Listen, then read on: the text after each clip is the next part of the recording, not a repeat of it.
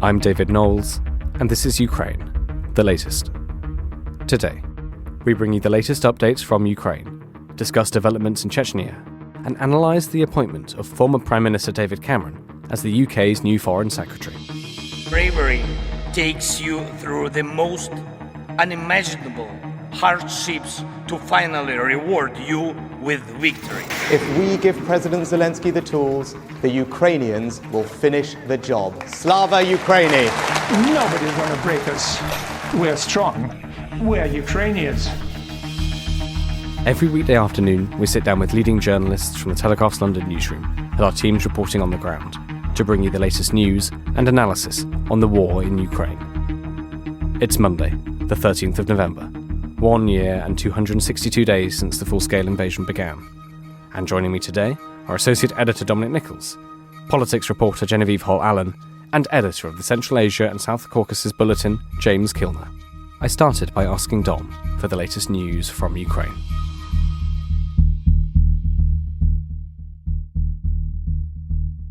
Well, hi David. Hi everybody. Let's start in the east. Russian forces continued offensive operations around Avdiivka over the weekend, but did not make any confirmed gains. The Ukrainian General Staff said their forces had repelled over 18 Russian assaults to the west and the southwest of Avdiivka.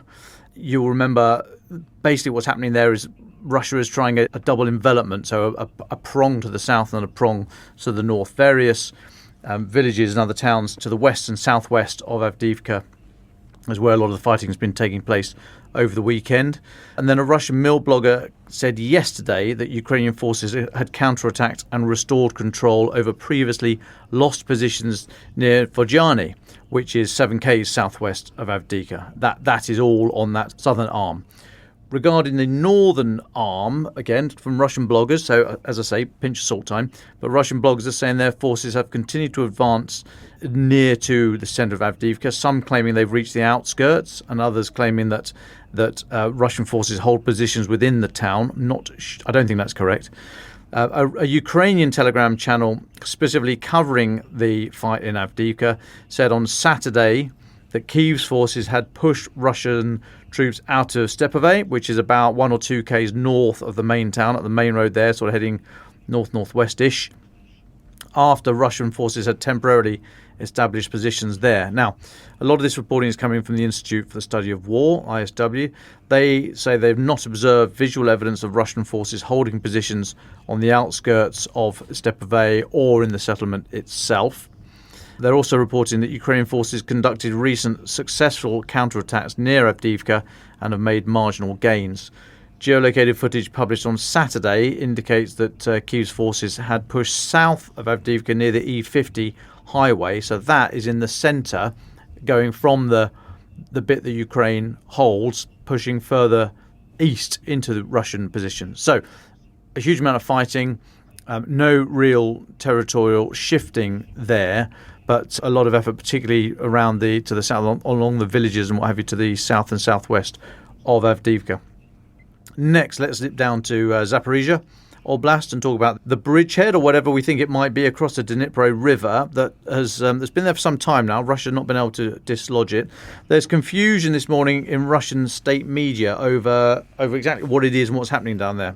So 2 Russian state news agencies published alerts this morning saying that Moscow was moving troops to, quote, more favourable positions, unquote, east of the Dnipro River, only for them to withdraw that information a few minutes later. You'll remember they use the same terminology, or they use it quite a lot, the withdrawing to or moving to more favourable positions, which is taken to be, withdrawing, which is occasionally a sensible military move.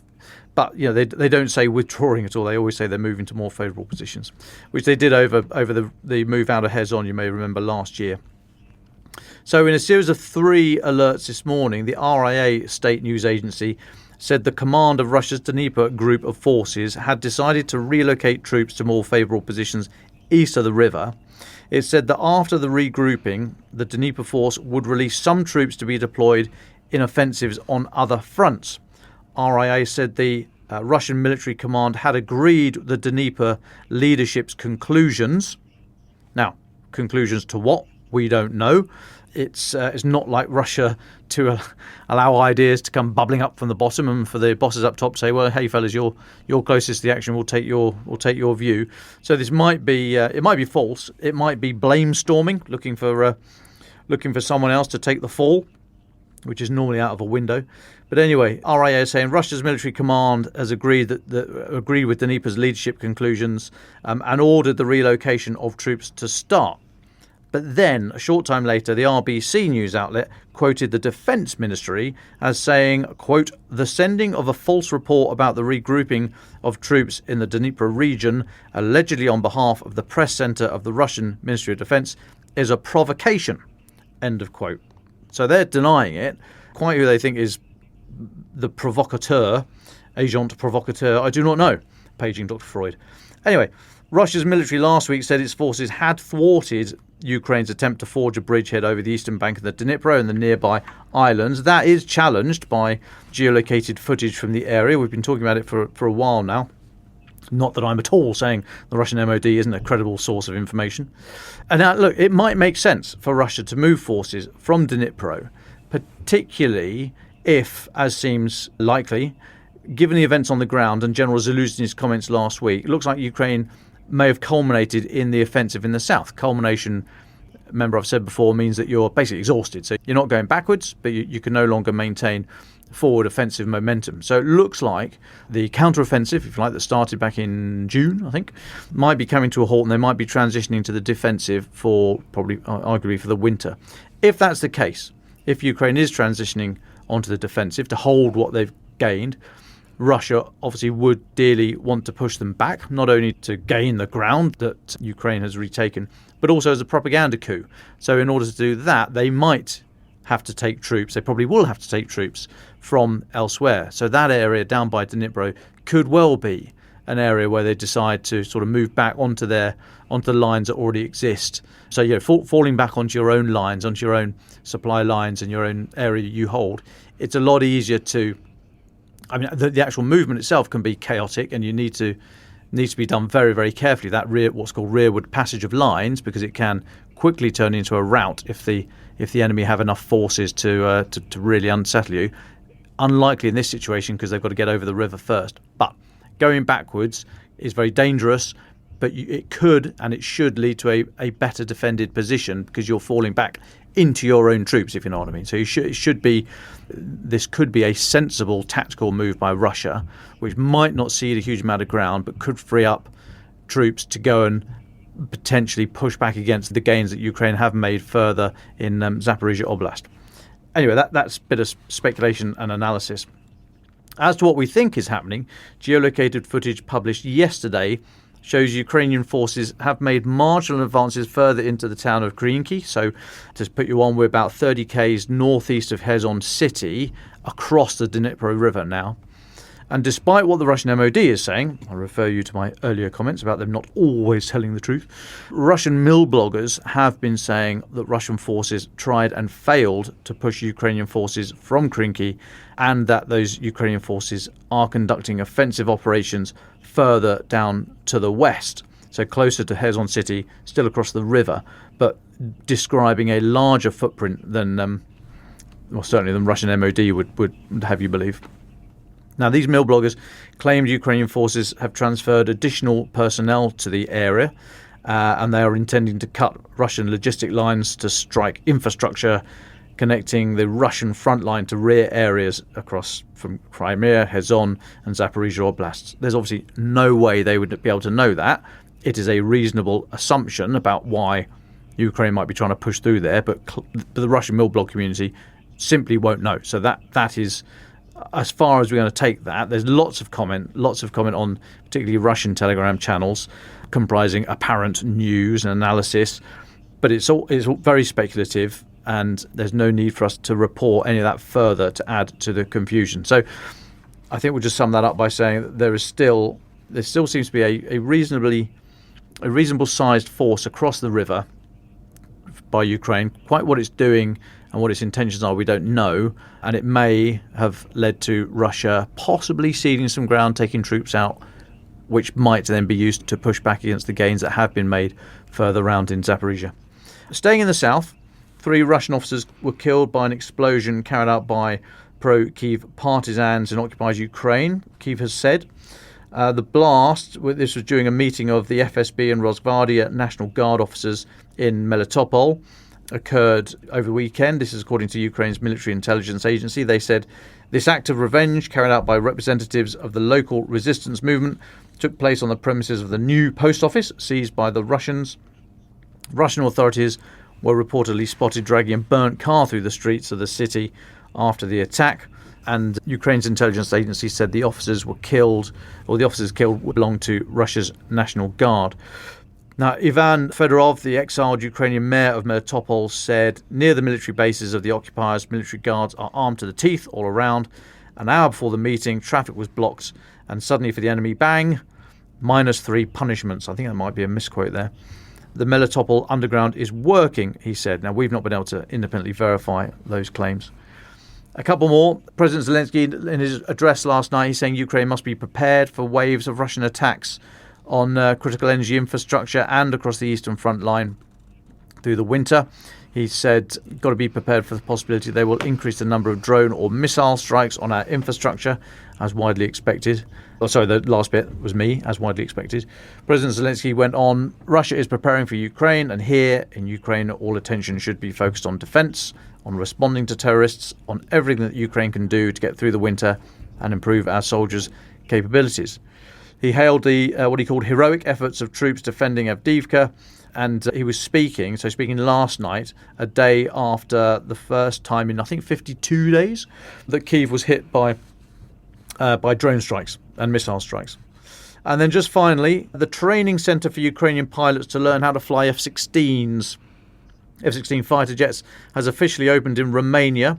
The Romanian Defence Minister Angel Tilva, he said that this morning. So that is moving on a bit. And I'll take a pause there, David.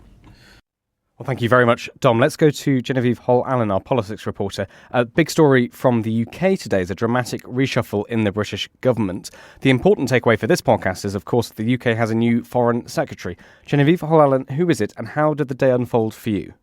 Yes, so hi David, there have been mumblings that there was perhaps to be a reshuffle this week, but there has been some news this morning that has set Westminster reeling. Namely that there has been a reappearance of a familiar face from some time ago, and that is that former Prime Minister David Cameron has been appointed Foreign Secretary in the new reshuffle by Rishi Sunak today. As part of this wider reshuffle, we've seen Suella Braverman sacked as Home Secretary, and she has been replaced by James Cleverly, who was Foreign Secretary from September 2022 until this morning.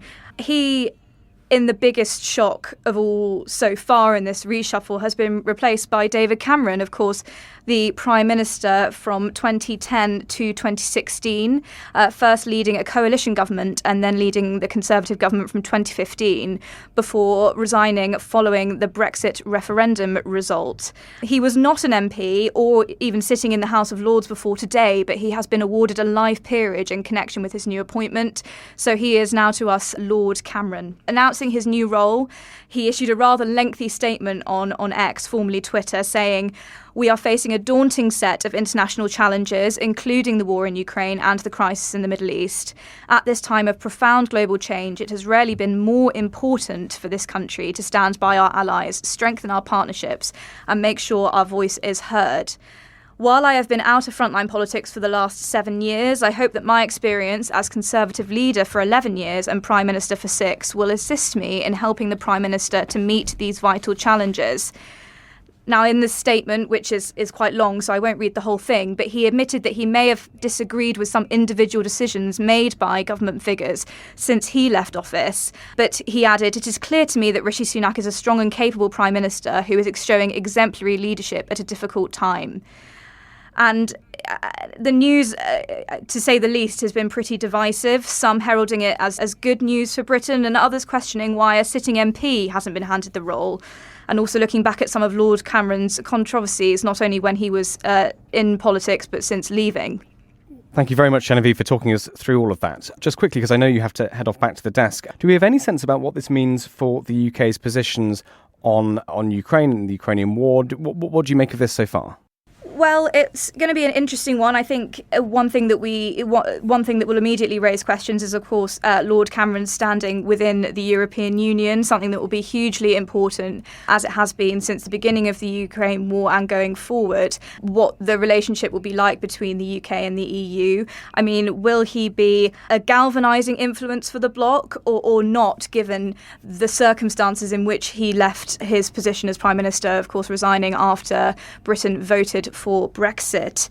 Another point is that he was Prime Minister in March 2014 when Russia first invaded Crimea. At the time, he came out, as a lot of Western powers did, to criticise the move, and he said recently that at that time Ukraine was leading Western sanction efforts, though critics have said since then and at the time that the West, including Britain, didn't go far enough in March 2014. So that will be an interesting thread as well. And something which is slightly apart, but still something that could have some bearing, but mainly just another facet of foreign policy that will be an interesting strain to look at as we go forward, is Lord Cameron's position on China. Now, he was very pro-China during his time in office, when his coalition government heralded a golden era of UK-Beijing relations, and he previously served as a vice chair for a £1 billion investment fund for UK and China. And concerns have also been raised by Westminster's China hawks about his promotion of a Chinese-funded port city in Sri Lanka, which is called the Colombo Port City Project, which is a major part of President Xi Jinping's Belt and Road Initiative. So there are a few interesting threads there, although I have to say Britain's policy towards Ukraine and Russia since the war started has been pretty stable, despite the recent change in Defence Secretary, when we saw Grant Shapps appointed to that role a few months ago. So I imagine that it won't have a major change in policy in that respect. But nonetheless, particularly David Cameron's standing within the EU will be something to keep an eye out, I think. Well, thank you very much, Genevieve. Thank you so much for joining us, and best of luck with the rest of the day. I know it's been a tricky one and a fairly surprising one for all the news reporters here. Thank you so much, Genevieve. James Kilner, can I come to you? Thank you so much for your time today. You were on the Moscow desk over the weekend looking at stories inside Russia. Where would you like to start? Hi, David. So I think our two top stories over the weekend was a train sabotage about 150 miles southeast of Moscow on Saturday morning.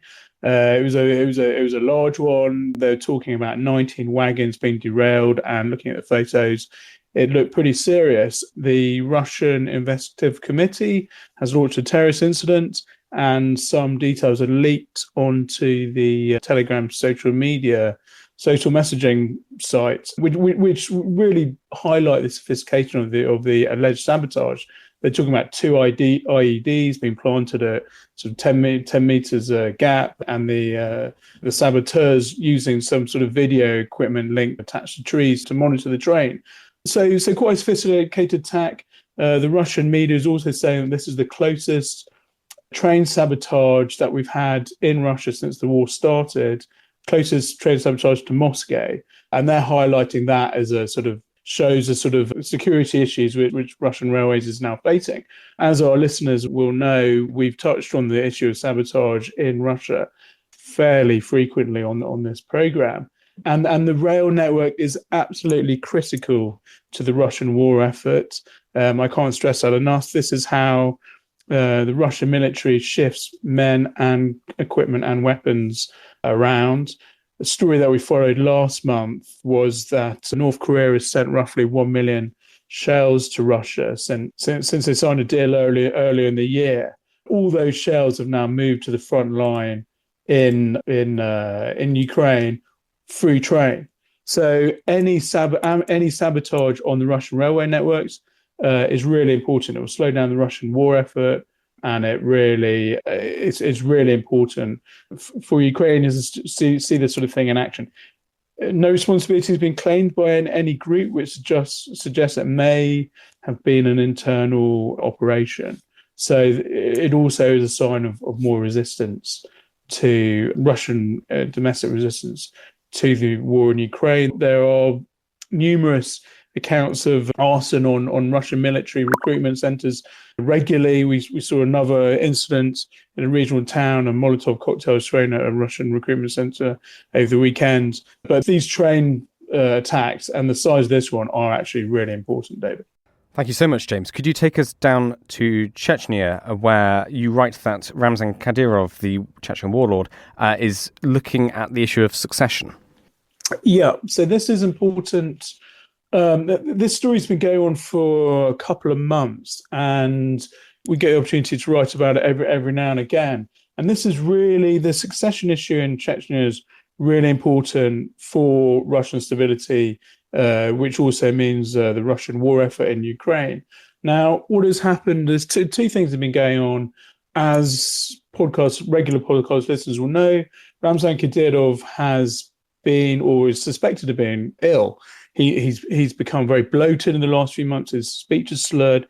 He moves incredibly slowly, and he does make these trips fairly regularly to Moscow, and has to explain them away. The working theory is that they're to a hospital and to see various consultants. There might be something wrong with his liver or some other blood disorder. But we don't have that information. That is conjecture and speculation. But nonetheless, conjecture and speculation, which is growing in strength and sort of perceived wisdom. Now, at the same time this has been happening, since September, Kadyrov has been very overtly promoting his 3 teenage sons and daughters within the Chechnya system. Now, analysts that I've been speaking to say that this is all about a succession issue and may well be linked to his health. Most prominent among these teenage sons, which he's been promoting, is his 15-year-old boy called Adam Kadyrov, who is just as thuggish and brutish as his dad.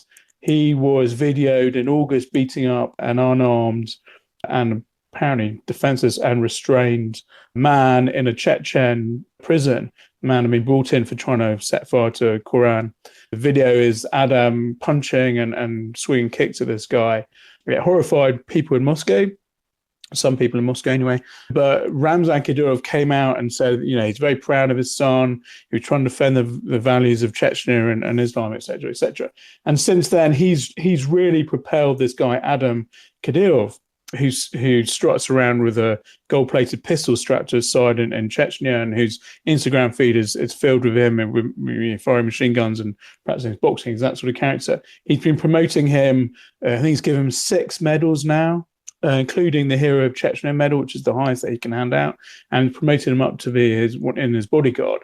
His other 2 teenage sons, Akhmat and Eli, have also received various awards and been promoted up through the system, but not to the same level as Adam. Again, people who follow this podcast and the war very closely will remember that all 3 boys were sent to battlefields in Ukraine last year to pose with rifles, wearing wrap-round sunglasses, black clothing, that sort of thing. Ramzan Kadyrov, as we know, loves his men, his battalions, his TikTok battalions, as they're tongue-in-cheekly called, to pose in the war in Ukraine rather than do any fighting, and he wanted his sons to do the same sort of thing.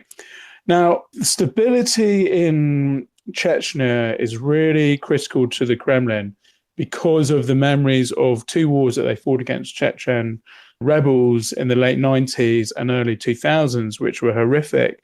Wars flattened Grozny, thousands of people killed, allegation of torture, etc., etc. There was bombing campaigns in central Moscow. It really scarred the Russian memory, conscience. And any hint that stability is going to be rocked again in Chechnya will make people very edgy, very nervous, and will distract the Kremlin from their operations in Ukraine. Not only will they have to strategize about Chechnya, but they may have to divert a lot of military resources, men and equipment. And as we know, they're already massively overstretched in this incredibly attritional war in Ukraine. And Kadyrov is fully backed by the Kremlin on the condition and bankrolled, etc., and his corruption and what he does with the cash is all blind eyes turned to any misdemeanors, that sort of thing, because he is seen as the hard man. He's prepared to use torture and bullying and consider Chechen as personal fiefdom in return for this sort of stability. And so any instability is a major, major problem. There is one other element to this story which listeners need to understand. According to the current law, the Chechen president has to be a minimum age of 30 to take over power. Kadyrov himself had to wait 3 years or nearly 3 years to become president. He was too young when his dad was blown up in 2004, a bomb in the football stadium as he was watching the May night military parade. So the eldest son is still only 18. So you've got potentially 12 years. Of course, laws can be changed, but 12 years potentially of jockeying for position within the Chechen system, maybe some infighting, all these sort of things. Like Kadyrov is desperately trying to get a handle by promoting his family at the moment and align his various senior officials too. So a really, really interesting, really important story for people interested in the war in Ukraine to monitor. That is a major Kremlin Achilles heel, as is Dagestan, neighbouring Dagestan, where the pogrom was a couple of weeks ago. But Chechnya is the sort of one of the biggest Achilles heels that Kremlin has. If there's a sort of major instability there, then it's a major headache for the problem and a major boost for Kiev. Thank you so much, James. We'll come back to you soon, I think. But Dom Nichols, I know you wanted to jump in and just talk about this attack on a train in Russia as well. Dom Nichols.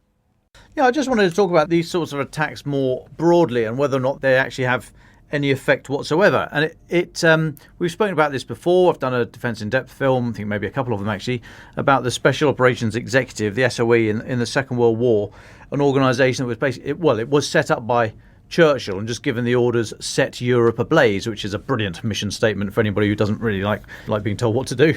And the question then was whether the SOE actually had any effect, any hard military effect. Did it tie down troops? Did it knock out radar stations and rail yards and all the rest of it? Or was it just a good propaganda coup? These news such as we've received today about the railway line, I mean, that will be replaced. That will be fixed. It takes some time, maybe not a huge amount of time, but it will be fixed. But it's a good propaganda victory, as in, it's literally a victory, and it's good for morale on the home front. And there's a question as to whether or not that was all or primarily what the SOE were able to offer. And that might be enough. That might be absolutely fine to set it up to do that. You have to shore up the domestic and international morale. So that might be all that they can be achieved. But there's always a tension between these types of outfits and intelligence agencies. It was said during the Second World War that the tension between the SOE and MI6 was huge. So MI6, like a nice quiet area where they could creep about and talk to people and just establish networks and have nice little chats in coffee shops. It was unhelpful that SOE would then come in and blow up the arms depot down the road, which would flood the place with German troops, and then MI6 couldn't do their stuff for a few more months. Now, it might not be the same here. I don't know. I don't have a real feel for the kind of the espionage world in the Russian areas bordering Ukraine, and whether or not Ukraine will be trying to set up these networks, and therefore these sorts of attacks might be unhelpful. But we just need to bear in mind how much use they have. I mean, in the Second World War, probably the Telemark raid on the in Norway, which was kind of SOE. Inspired and assisted and supported, but was basically an operation by Norwegian partisans, although they wore British uniforms underneath their civilian clothes. So if they were captured, it was going to be less likely that local Norwegian towns would have reprisals taken against them if the Germans thought it was a British commando operation. But that to knock out the hydroelectric plants making heavy water for the German atomic bomb program, that was successful, but arguably that was struggled to think of many more on that scale. But as I say, even these small attacks, they are all good for shoring up the domestic front. So just need to get these things in perspective and think about all the wider context, and actually how in some areas they might not be deemed that helpful. But just a thought. No, thank you very much, Dom. That added a lot of interesting context, I think. James Kilner, 6 days ago, Reuters published their piece, which we talked about on the podcast, saying that I'm just reading the headline now, Russia's Putin to stay in power past 2024, sources say, about the Russian president's re-election hopes for next year. What more can you tell us about the upcoming Russian elections? So it looks like the Kremlin has pretty much confirmed that it is now saying that it's putting together a list of official supporters for Putin to stand. I think it's in March next year, and then which sort of goes a long way to confirming the Reuters report, which in any case is no surprise at all. The important story today is actually from Kommersant newspaper, which is a Russian newspaper, sort of business orientated, quite a sober newspaper, but like the rest of the media, obviously is pro-Kremlin, etc. And it has been reporting today that Putin will probably stand as an independent candidate, which is a departure. He has been he has been the official candidate of United Russia, which has been coined his political party. So this is a departure. This is actually a surprise as well. And the feeling is that he wants to be seen as a unifying war candidate who is above the domestic political agenda in Russia, although the domestic political agenda in Russia is in reality all geared towards supporting whatever the Kremlin does. There is a Communist Party and there are some other national parties and even a sort of a relatively sort of pastiche liberal party. But so the news is that Putin wants to stand as an independent, and it looks like he wants to make the war the main focus of his agenda, of course. Now, this is also important because in September's regional elections, the United Russia Party had been told to campaign very hard on the war in Ukraine as its main sort of stick. And when it did, it found out that it was basically a voter turnoff and a vote loser. And they eventually dropped the war campaign rhetoric a couple of weeks before the actual election. So again, this is the Kremlin, and they're very adept at doing this, testing out public opinion, and in this case, in the Russian regional elections in September, and then tweaking their own policy to shift Putin away from that. That would seem to be a bit of a false policy. So they've moved the dial again. It looks like there is one other issue to take into account with the Russian regional elections, and that was the relative success of the electronic voting system, which the Kremlin was pushing. If you remember, Putin himself did a sort of little advert for the electronic voting. Where he used the internet. You never see him use the internet ever. He famously doesn't use the internet or have a smartphone. He used the internet apparently to vote. So the Kremlin is pushing this, and the idea is that they say they get a bigger turnout, which is a number to watch, and that was proved to some extent in the regional elections. I think turnout was about 10% higher than previous regional elections. But Western observers, Western analysts say actually the real reason is that electronic voting is far easier to manipulate and to inflate the numbers for Putin in this case. So lots going on the political agenda. Again, this all links back to the war in Ukraine and for how long it's persecuted. Well, thank you so much, Dom, James, and earlier Genevieve. Let's move to our final thoughts then. Dom Nichols, would you like to go first? Yeah, thanks, David. So I just wanted to mark a date in history. It's a bit clunky because it was actually yesterday, but November the 12th. Let's go back to 1940. Soviet Foreign Minister Vyacheslav Molotov rocks up in Berlin, gets a guard of honour, he met Ribbentrop and then met Hitler. The result from that little jaunt was the Molotov-Ribbentrop Pact, which governed Soviet-German relations till 1941, when Hitler obviously invaded. But I thought it was just interesting, and particularly for Russian or listeners to this pod and contributors to the chat space who are Uncle Joe fanboys and seem to have a big old hankering for the good old days of the Soviet Union. Let's not hear any more blather about you not liking Nazis. Stand fast for a moment, the contemporary environment, but history shows us where your sympathies really lie. So let's look at what happened in 1940, yesterday, if you will, and I think that will show where old Soviet Union and many in the current regime in the Kremlin and the fanboys around the world, where their sympathies actually lie regarding Nazis and the T-shirts and what have you. Thank you. Thank you, Dom. And James Kilner. So if you don't mind, David, I want to bring it back to David Cameron, who is the new foreign minister here. And one of his first meetings, according to the Armenian media anyway, is with their foreign minister, Ararat Mirzoyan, who is here or in London for the for what the Armenian media are sort of very excited about, the first strategic dialogue between the UK and Armenia, which sounds like it's going to be a 2-day event. And Mr. Mizoyan is meant to be meeting the British Foreign Minister, which is now David Cameron. Now, they're incredibly excited about this because this is continuing the realignment of Armenia's foreign policy away from Russia and away from the Kremlin around the sort of the Azerbaijani attack on ethnic Armenian forces in Nagorno-Karabakh in September, and the lack of Kremlin support for ethnic Armenians there and general support for Armenia on the whole. As we know, we've seen Armenia gravitate heavily towards the West. It's now buying weapons from France. Canada's opened up an embassy in Yerevan, its first embassy in Yerevan, this sort of thing.